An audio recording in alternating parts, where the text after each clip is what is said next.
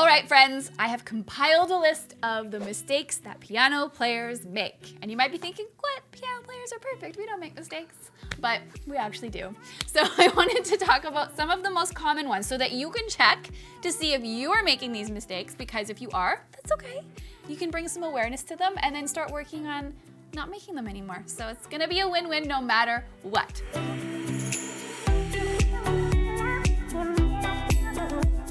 So the first mistake that piano players make is we tend to not practice with a metronome, which can lead to rhythm problems. So I feel like piano players sometimes have a reputation of just like creating their own time signatures or not having the best rhythm.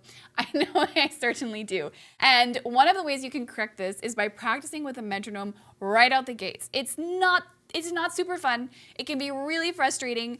You know, that sound like tick, tick, tick, tick can drive you absolutely mad. But I promise you, if you start practicing with the metronome, you're going to develop such good rhythm and such good timing that you'll be able to play with other musicians, which it's so much fun. And it will just make you a better player. So some keyboards have them built in. If you type the word metronome into Google, one just pops up into the search. That's my personal favorite. Just use it. Use it a little bit every day. They're super great. The next thing is poor posture. So we may start out with the best intentions. We may be sitting nice and tall with our feet on the floor and we've got our shoulders relaxed and our hands are perfectly placed on the piano. And you might have your excellent posture for a certain amount of time, but I can tell you after a few years of learning the piano, there were days where I was practicing like this or practicing like this. That's not good for you. It's gonna cause undue strain. It's going to probably cause you to have back problems, shoulder problems, neck problems. Proper posture at the piano is so important. You're sitting, you're doing repetitive movement. So remember that. Feet on the floor, have your back straight. Your wrists need to be here, not here. This is very important. And that will help you to prevent injury and it will help you to have more success at the keyboard. The other thing we do is we tend to overcomplicate things. So the process of learning, it's not an overnight thing. It takes a long time to develop your skills to a point where you feel like you've really, really got it.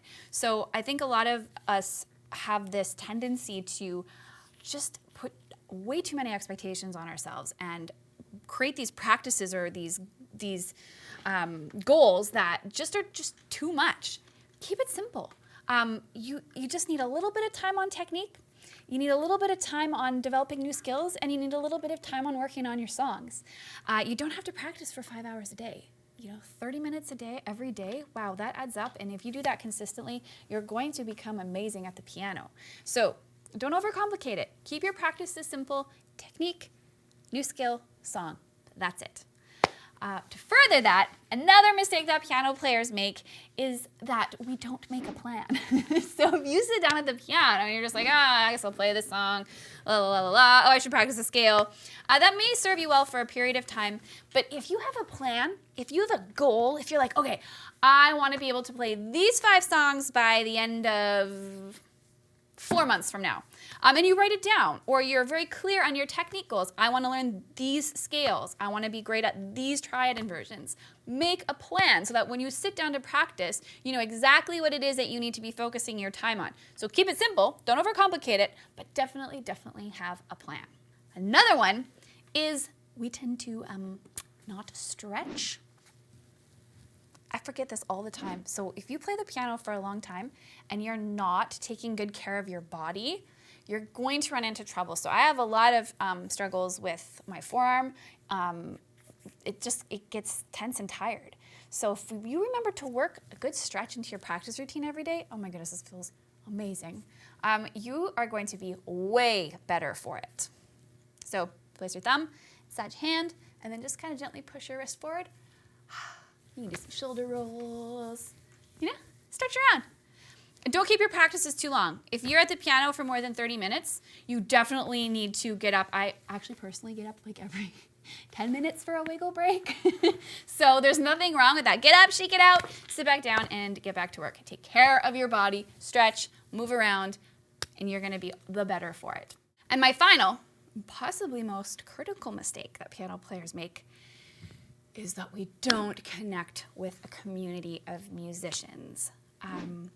You know, the Pianote studios are here. We share a studio with Drumeo. And one thing I've noticed about drummers is they're very, very community-based. Like, drummers are always like, these are my drummer friends, and we're playing with other musicians, and there's so many conversations. Piano players, I feel, tend to be a little more isolated, and it could, in part, be due to like the nature of the instrument. But at the same time, if you have a community of musicians that you're connected with, you're going to feel inspired, you're going to feel supported, you're going to be more likely to work towards your goals and stick with the learning, because you know, if you're working towards playing in a band setting, you're going to have clear goals that you have to work towards. If you have other musical friends, when you run into a struggle or a frustration, you can reach out and be like, oh my gosh, I feel like I'm never going to get this. And when you look at the community, especially what we have in piano, everybody just comes in and says, oh, we had the same problem too, and you're not alone. Why don't you try this? And that can be the difference between giving up after a couple of weeks and actually staying with it and enjoying this instrument for the rest of your life. So finding your community and connecting with it is so important. And if you feel like you don't have one, we've got one here at Pianote in our forums, in our members Facebook group, an amazing community. So come hang out with us there. I would like to know if you have any ideas for mistakes that you think piano players commonly make. Please let me know. You can see my list below the video, as well as the comments. So drop a comment, let me know what you think the top mistakes are, and have an awesome day.